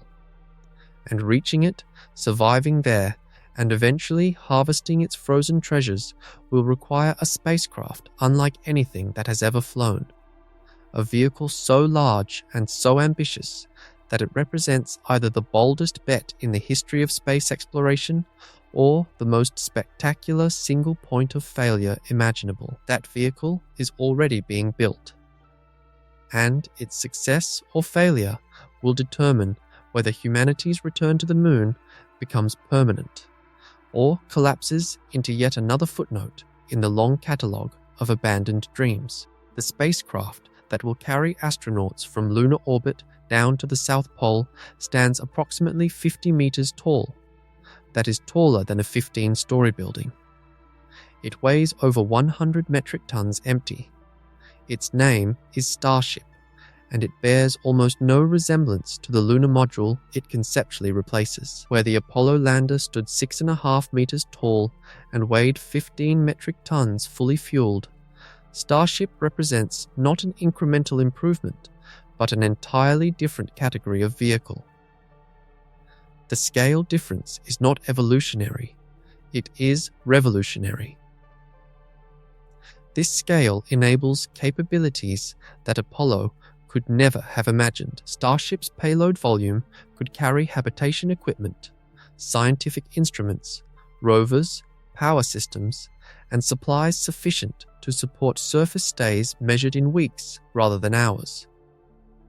Its cargo capacity transforms the logistics of lunar operations from Apollo's backpacking model, where every gram was agonized over, to something more like a proper expedition with meaningful infrastructure delivered on each landing. A single Starship landing could deliver more useful mass to the lunar surface than all 6 Apollo missions combined. But this scale creates a dependency that has no precedent in human spaceflight history. Orbital refueling. Starship cannot reach the moon on a single launch from Earth. The physics simply does not work. The vehicle must first reach low Earth orbit, and then it must receive multiple deliveries of cryogenic propellant from tanker versions of the same spacecraft launched separately. Current estimates suggest that each lunar mission may require somewhere between 6 and 16 tanker flights to fully fuel a single lunar Starship. The exact number depends on final vehicle performance, propellant boil-off rates during the fueling process, and how efficiently the transfers can be conducted. Here is a scientific fact that illuminates the challenge. Orbital transfer of cryogenic propellants, supercooled liquid oxygen and liquid methane has never been demonstrated at this scale. Small-scale experiments have been conducted, the basic physics is understood, but transferring hundreds of metric tons of fluid between two vehicles in microgravity, keeping the propellant cold enough to remain liquid, managing the pressure differentials, and ensuring that nothing leaks or vents away during the process represents an engineering challenge that remains unproven at operational levels. Every lunar Starship mission depends on this capability working reliably. If it does not work, the vehicle reaches orbit but cannot reach the Moon. The fueling sequence also introduces timing constraints unlike anything previous programs have faced. Cryogenic propellants slowly warm and boil off even in orbit. The tanker flights must happen in rapid enough succession that the lunar Starship remains fully fueled before too much propellant is lost. This may require launching multiple tankers within days or weeks of each other, an operational tempo that pushes both the launch infrastructure and the manufacturing capacity to their limits. A delay in one tanker launch cascades through the entire sequence, and here is an open question that engineers are actively working to answer. What happens if a tanker launch fails during the fueling sequence? Does the lunar Starship sit in orbit slowly losing propellant while a replacement tanker is prepared? Is there a point of no return beyond which the mission must be scrubbed entirely? The contingency planning for these scenarios is still being developed. The architecture contains vulnerabilities that previous programs, with their single launch to the Moon design, simply did not have. This is not a criticism of SpaceX or the Artemis architecture. It is a recognition that the program is attempting something genuinely unprecedented. The ambition is breathtaking. The risk is proportional. SpaceX's approach to development differs radically from traditional aerospace programs, and this difference carries both promise and uncertainty. The company practices what is sometimes called iterative development. Build hardware rapidly, test it, accept failures as data, learn from the failures, build the next version, test again. This philosophy has produced remarkable results. SpaceX routinely launches and lands orbital-class rocket boosters, a capability that was considered technically doubtful by many experts as recently as 2012. The Falcon 9 has become the most frequently launched rocket in the world. Crew Dragon spacecraft have carried dozens of astronauts to the International Space Station at costs far below what the shuttle charged. But iterative development at this pace carries a tension with human spaceflight requirements. Starship prototypes have experienced dramatic failures during testing. Explosions, loss of control, landing mishaps. Within SpaceX's engineering culture, each of these is an expected and acceptable part of the development process. Data is gathered, lessons are learned. The next vehicle incorporates the improvements. But each dramatic failure also generates media coverage and public commentary. In a different political environment, these visible setbacks could erode congressional confidence in the program. Managing the relationship between aggressive development philosophy and the public trust necessary for sustained political support is an ongoing challenge. There is a strange detail about Starship's design that captures just how different this vehicle is from everything that came before. The lunar variant will land on the Moon using its main engines, the same engines that propel it through space. This requires the vehicle to descend tail first toward the surface, then touch down on landing legs positioned at the base of a 50-meter tall structure. Astronauts will exit near the top of this structure and must descend to the surface using an elevator system.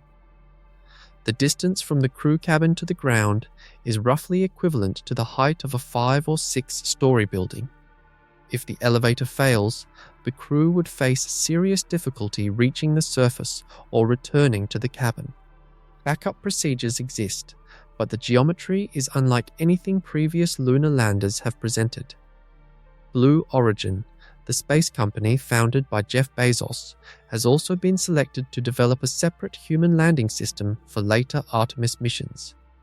Their vehicle, called Blue Moon, follows a more conventional design philosophy, shorter in stature and somewhat closer in concept to a scaled-up Apollo lunar module. Having two independent landing system providers introduces redundancy into the architecture.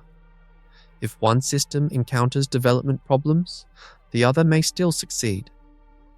But it also means that two separate vehicles must be developed, qualified, and certified, roughly doubling the oversight burden and creating potential competition for resources and attention. The Space Launch System and Orion capsule, developed through traditional NASA contracting, form the other major elements of the Artemis architecture. SLS is the heavy-lift rocket that launches Orion from Earth toward the Moon. It has successfully flown once during the uncrewed Artemis I mission in late 2022. The rocket performed well, but its development has been marked by persistent cost growth and schedule delays. The per-flight cost, estimated at over $4 billion for early missions according to NASA's own Inspector General, has drawn criticism from advocates of commercial alternatives. $4 billion per launch is an extraordinary sum. For comparison, a SpaceX Falcon Heavy launch costs roughly $100 million, though it delivers significantly less payload. Here is an open debate among space policy analysts. Is SLS essential for Artemis, or is it a legacy system that should be phased out in favor of commercial alternatives as they mature? Defenders argue that SLS provides capabilities, particularly the ability to send Orion directly toward the Moon on a single launch, that no current commercial vehicle can match. Critics counter that the money spent on SLS would achieve more if redirected toward commercial development and orbital refueling infrastructure. The debate reflects deeper tensions about how NASA should operate in an era of increasingly capable private space companies. The Lunar Gateway, a small space station to be assembled in lunar orbit, adds another element to the architecture. It will serve as a staging point for lunar surface missions and as a platform for scientific research. Some critics question whether the gateway is necessary or whether it adds complexity without sufficient benefit.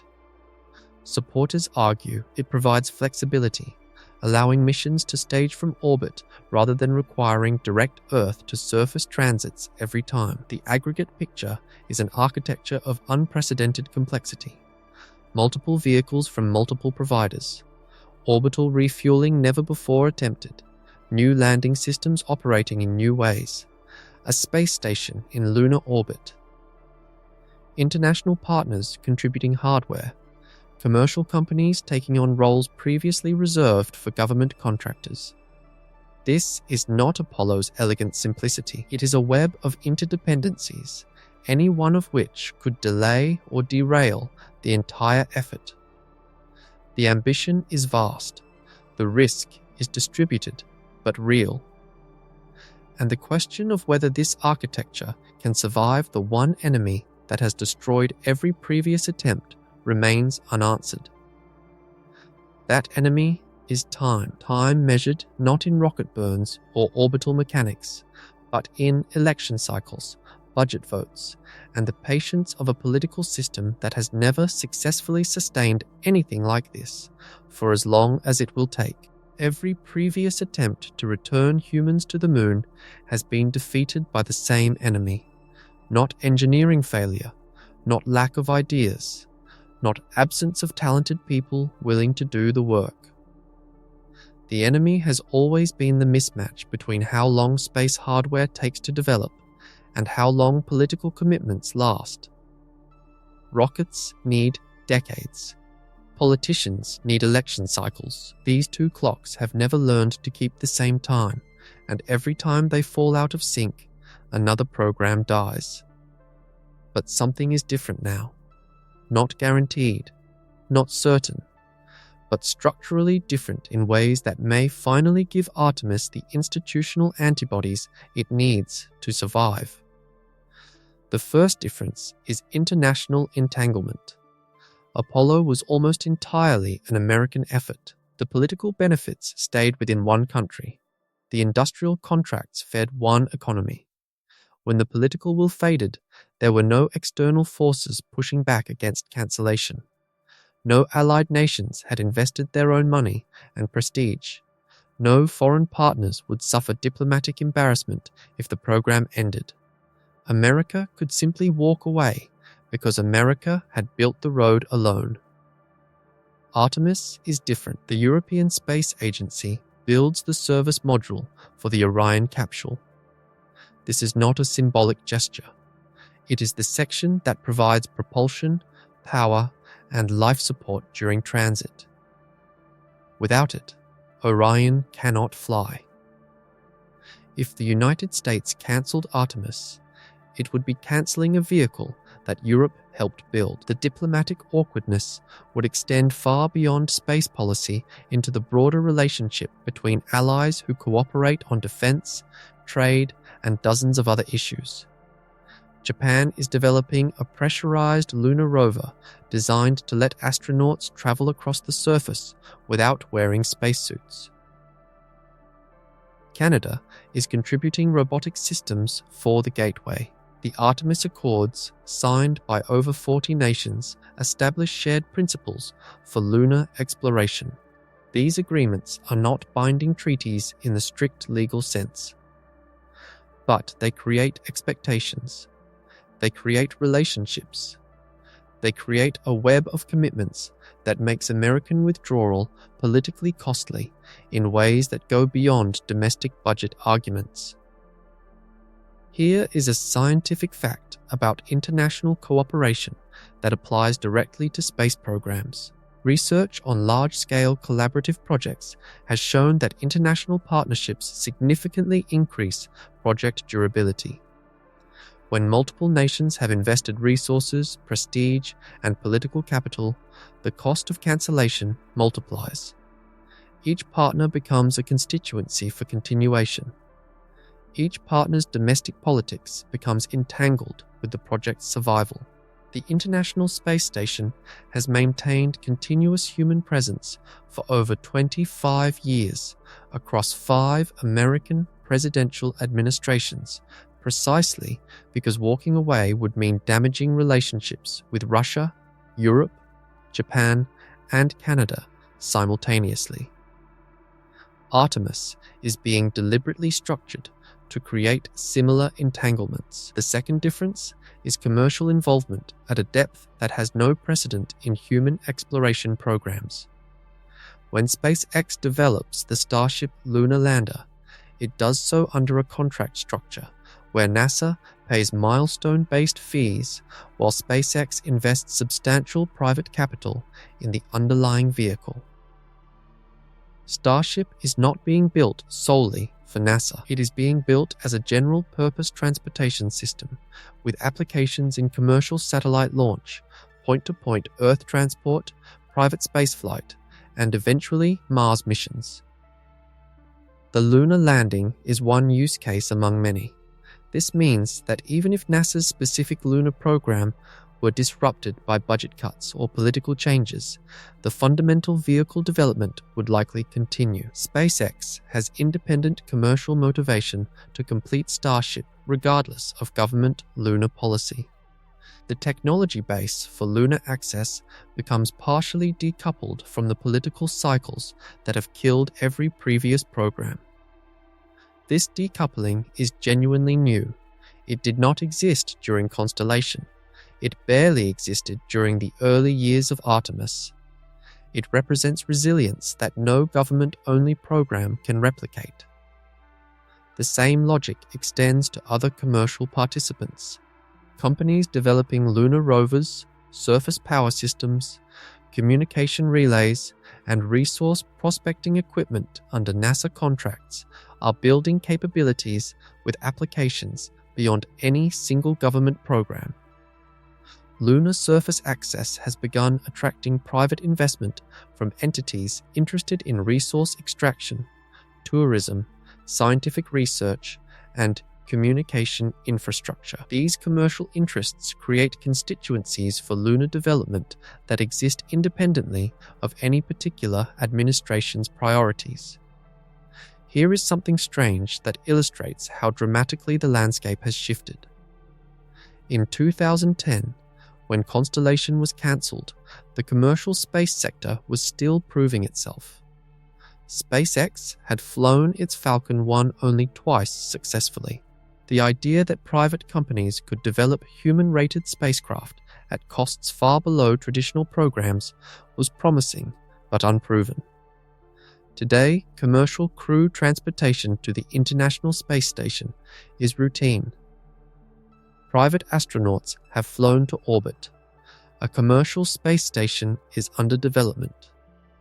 The ecosystem that seemed speculative 15 years ago is now operational reality. The third difference is competitive pressure from China.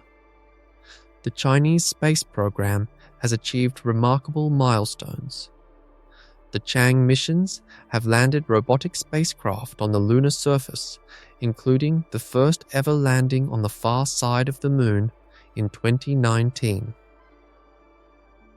Chang 5 returned lunar samples to Earth in 2020. China has announced plans for crewed lunar landing by approximately 2030 and has partnered with Russia to develop the International Lunar Research Station, a permanent surface outpost.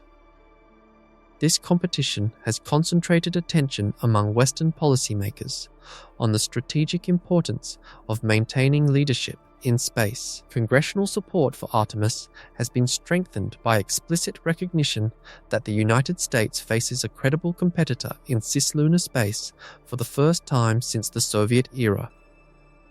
Competition provides political motivation that purely scientific or economic arguments have historically failed to generate. There is an open debate about whether this competitive framing is healthy for the program or dangerous. Optimists argue that competition motivates investment and public attention that lunar exploration could not otherwise command. Pessimists worry that framing Artemis as a race against China risks repeating Apollo's central flaw. If the goal becomes beating China to the South Pole rather than building sustainable infrastructure, the resulting program might prioritize speed over durability and spectacle over long-term capability. A crash program designed to land before China does would face exactly the pressures that made Apollo magnificent and unsustainable. The fourth difference is the hard-won institutional memory of previous failures.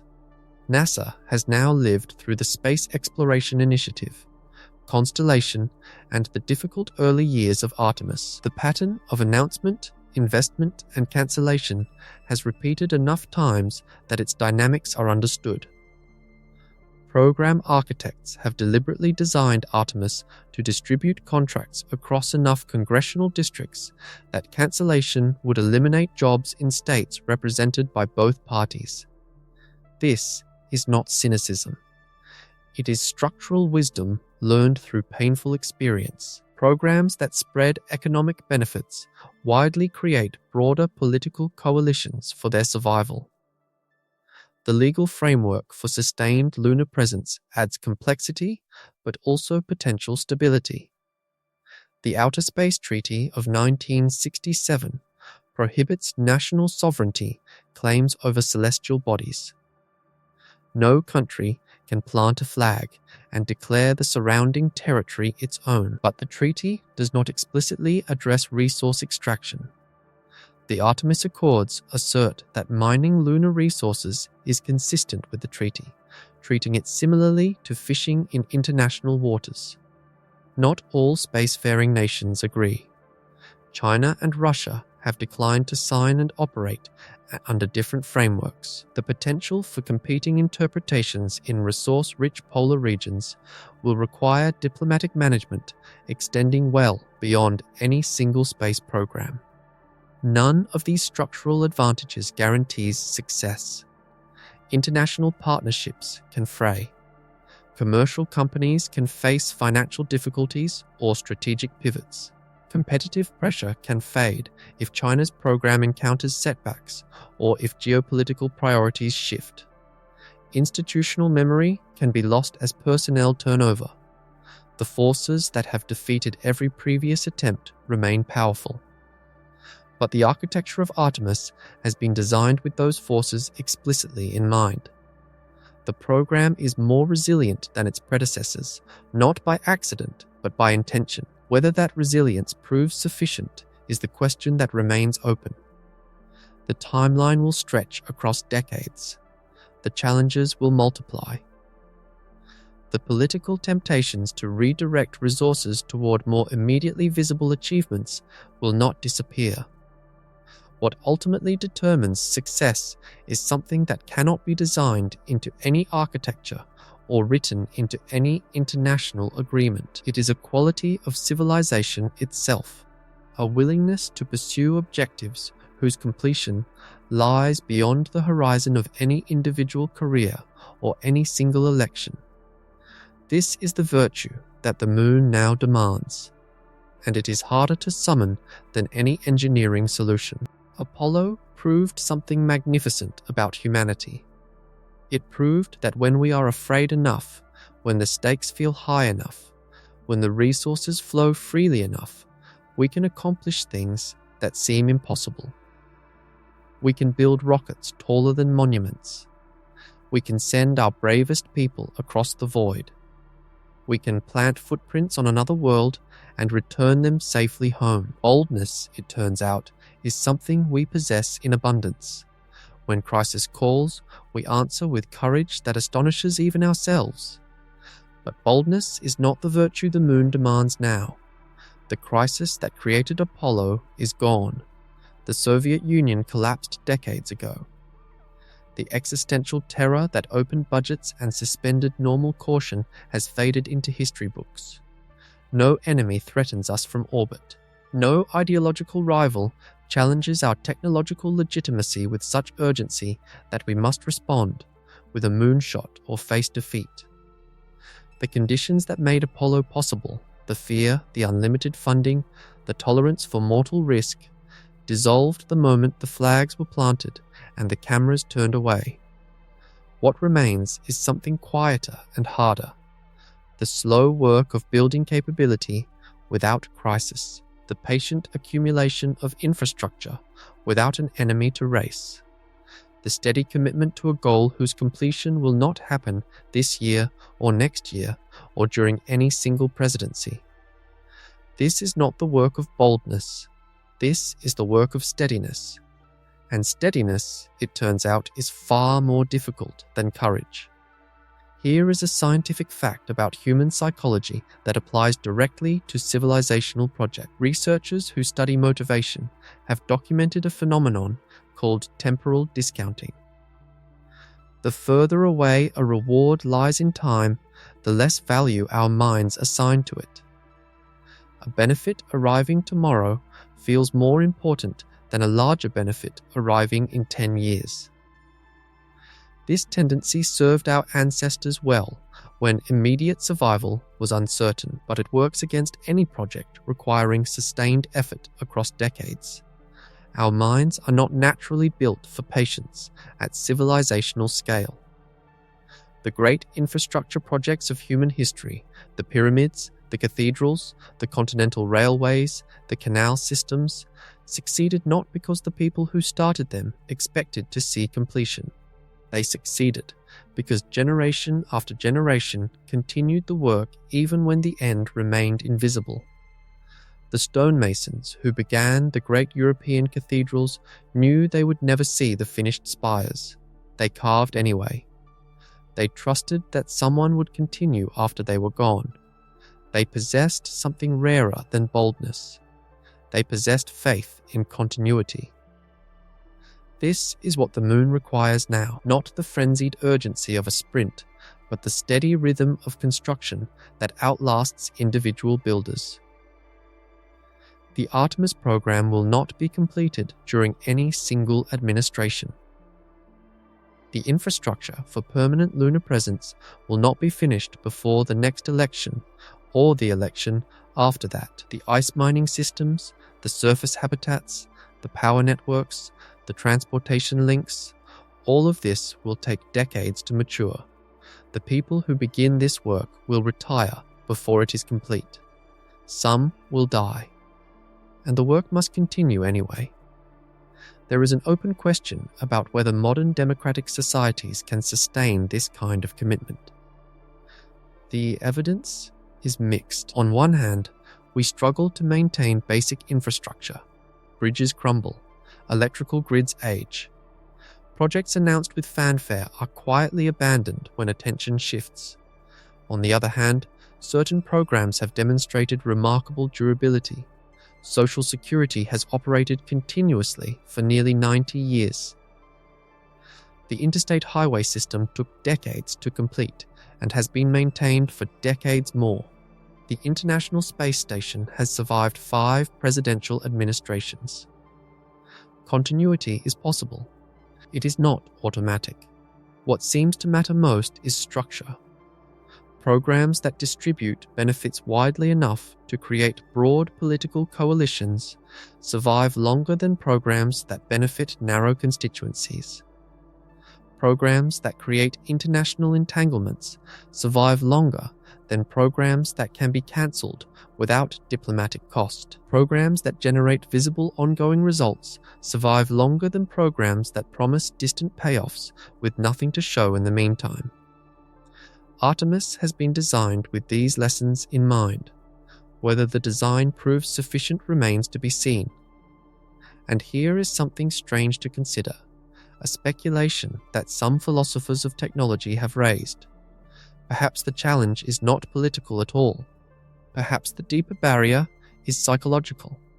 Perhaps humanity has not yet developed the collective self-image necessary to think of itself as a spacefaring species. We call ourselves explorers, but we have not truly internalized what that means across generations. The Apollo astronauts were heroes, but they were also exceptions. They went somewhere extraordinary and returned to ordinary life. The moon remained a place we visited, not a place we inhabited. For permanent presence to succeed, something in our collective imagination may need to shift. We may need to stop thinking of space as a destination for exceptional individuals and start thinking of it as a place where ordinary people live and work. That shift has begun, but it is far from complete. The moon waits. It has waited for 4.5 billion years. It watched the Earth form and cool. It watched life emerge from the oceans and crawl onto land. It watched creatures develop minds and eventually turn those minds upward to wonder at the grey sphere hanging in their night sky. It watched 12 humans walk across its surface for a few brief hours and then leave. It has watched the silence return. It will watch whatever comes next with the same ancient patience. The footprints from Apollo remain sharp in the dust. No wind to blur them, no rain to wash them away. They will persist for millions of years, outlasting every structure humanity has ever built on Earth. They are monuments to what we once accomplished under extraordinary pressure. But monuments are not enough. Monuments remember the past. They do not build the future. The distance to the moon is 384,000 kilometers. It has always been this distance. It was this distance when Kennedy made his speech. It was this distance when Armstrong stepped off the ladder. It is this distance now. The gap that remains is not measured in kilometers. It is measured in patience, in steadiness, in the willingness to continue when the work is hard and the finish line is nowhere in sight. The rockets are being built. The capsules are being tested. The international agreements are being signed. The commercial companies are investing their own money alongside government contracts. The ice waits in the eternal darkness of polar craters. The peaks of eternal light wait for solar panels that will harvest uninterrupted power. The pieces are assembling, slowly, imperfectly, with frustrating delays and maddening bureaucratic tangles. But they are assembling. What happens next depends on choices that have not yet been made, budget votes that have not yet been cast, elections that have not yet been held, technical challenges that have not yet been solved. The outcome is not written. It never was.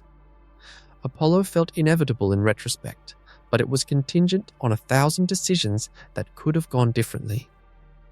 Artemis is equally contingent, equally dependent on human choices yet to come. The moon does not care whether we return.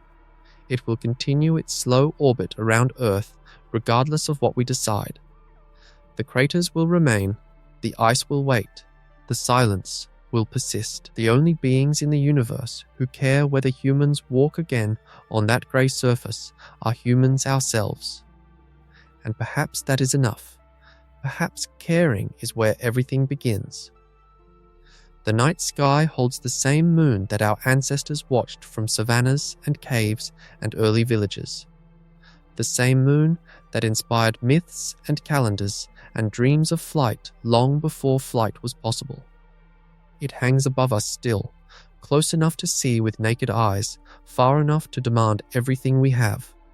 3 days away, a lifetime of work away, patient, silent, waiting. Let your breath slow now. Let the weight of distances settle into something quieter.